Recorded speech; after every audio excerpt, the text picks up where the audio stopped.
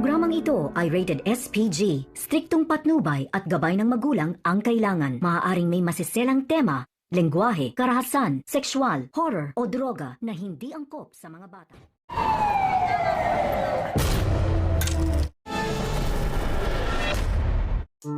Matutunghayan nga natin na mas matimbang para kay Tanggol ang kanyang kaibigan.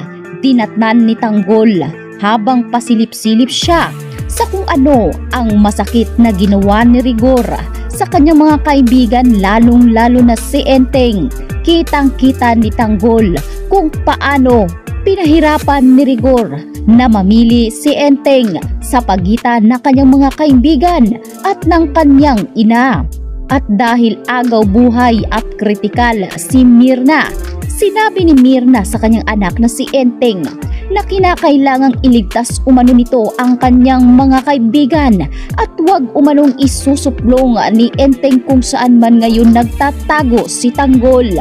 Sa galit ni Rigor sa mga sinabi ni Mirna, talagang tinuluyan niya ito. Walang habas na tinuluyan ni Rigor ang kawawang ina ni Enteng. Kaya sa pagkakataong ito ay kinuha na rin ni Tanggol ang pagkakataon na mabaril si Rigor. Subalit hindi ito tinamaan. Kaya naman nakaalerto si Rigor.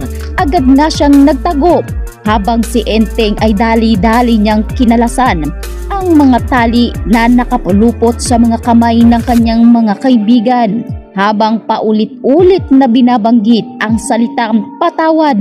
Hindi ko sinasadya. Sadyang mahirap mamili sa pagitan ng kanyang ina at ng kanyang mga kaibigan.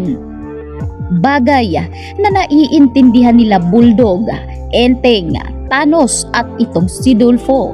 Kaya sa